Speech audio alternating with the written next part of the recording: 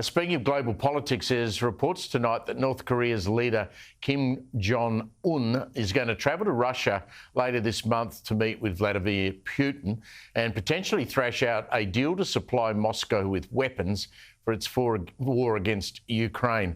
God help us if this is the case. Joining me now is Michael Shoebridge from Strategic Analysis Australia. How big is North Korea's arsenal? Is it something that Russia will want to get its hands on, Michael? Well, yes, Steve. The North Koreans have been stockpiling things that Putin really needs now for years. So they've got things like 155mm artillery shells. They've got small arms ammunition, rockets and missiles. And all of those things are in really short supply for Putin. Ironically, the other big supplier helping out the US to supply Ukraine is South Korea. So North Korea has things that Putin wants, and it's a real inversion of the Russia-North Korea relationship. Russia is used to looking at North Korea as the needy one, but now it's a case of mutual neediness. How unusual is it for Kim Jong-un to actually travel outside of North Korea? Has he done it much? Well, extremely unusual. He last met Putin in 2019 when he went in his armoured train, his preferred means of transport, to Vladivostok, the same place that we're speculating he will meet Putin again.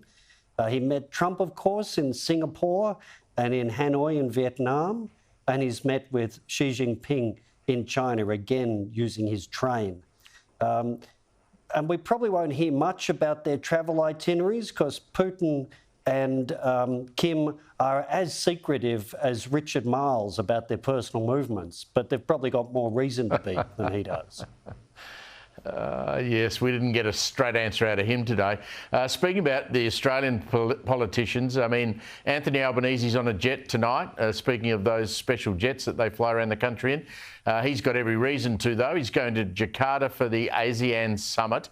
He then goes on to the Philippines, and I think, am I right in remembering, first Australian Prime Minister to visit there in 2 decades, and then he's off to India for the G20. How important is ASEAN these days, given that we don't very rarely now see a US president present?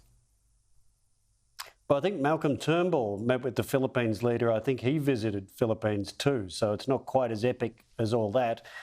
But ASEAN itself is wondering how relevant it is. For years, they've talked about ASEAN centrality, but now pretty influential figures like former Indonesian Foreign Minister Marty Natalegawa are saying ASEAN is in the driver's seat, but it doesn't know where to go. So ASEAN is being worked around, and probably the bilateral relationships, like the one between Australia and the Philippines, are more important. So what can we expect to be achieved at ASEAN, and where do you place that in importance up against the G20 meeting? Well, I think ASEAN, its real challenge is to be relevant again, and we shouldn't expect too much. They can't resolve the challenge of China in the South China Sea or their internal ASEAN challenge of Myanmar and the enormous abuses committed by the military junta there. So we shouldn't expect them to play a big role in the challenges of our time. The G20 will be paralysed by Putin. He's saying he'll veto a declaration that doesn't talk about the Ukraine war from his point of view. So really, it's a chance for leaders to meet each other in the sidelines of these big forums. Great to pick your brains, Michael. Michael Shoebridge there helping us out tonight. Thank you very much.